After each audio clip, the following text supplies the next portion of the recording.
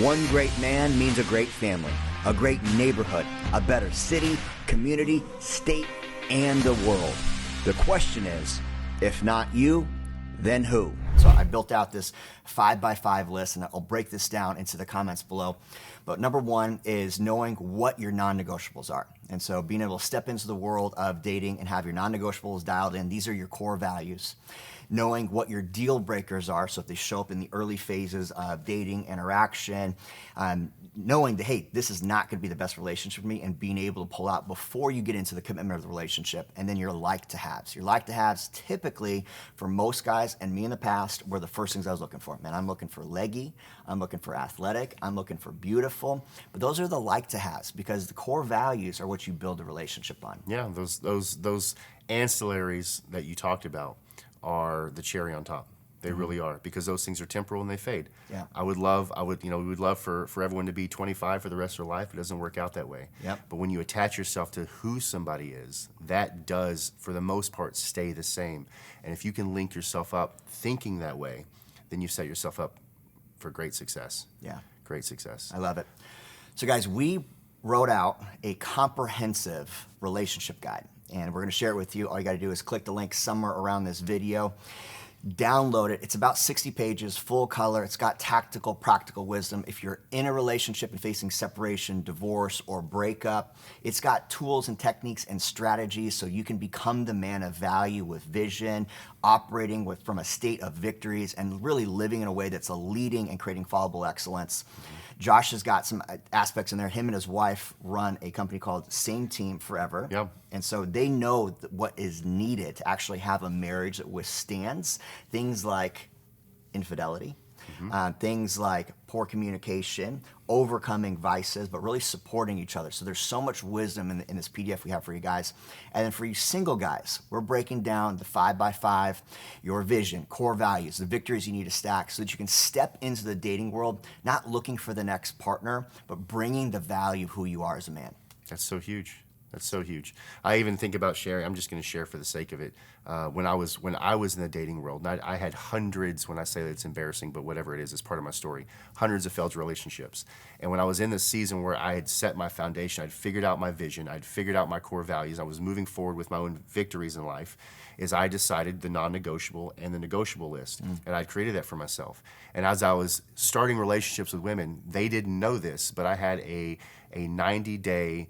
We'll call it just a 90-day line in the sand. Interview process. And it really are. That's what dating is. It's an interview process. Typically, the first couple of weeks when you meet someone, Aaron, everything is daisies and roses. Yeah. Most people put their best foot forward, and so you get to see parts of them that, of course, you want to see. But as you get a little more time in, you'll start to understand who that individual is, what makes them tick, what are their values. Yeah. And you quickly can figure out whether this is going to be something that someone you want to link up to or not.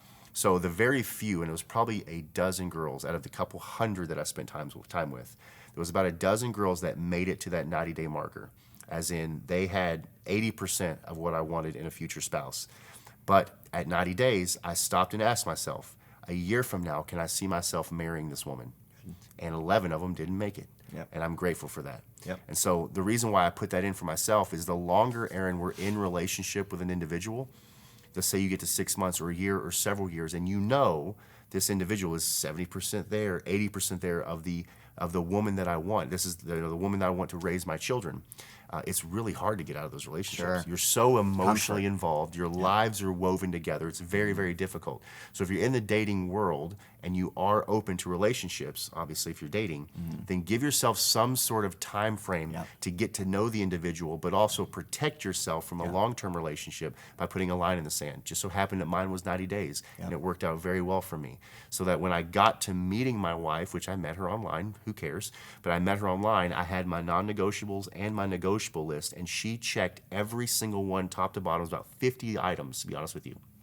Top to bottom, she checked every single one, and I knew at 48 hours, actually it was 72 hours, I knew at 72 hours that I was going to marry this woman because I had that foundation in place. I knew who I was, and I knew who I was looking for, and I happened to find them, and the moment that I did, They check the boxes, boom, go. We were married 9 months later. I love that, man. And that's just such an important piece that if you are a business owner also, you already do this, right? And so when you're hiring somebody for a key role inside your company, executive level, you need a certain person to do a certain thing. They need a skill set. They need to understand a certain level of responsibility.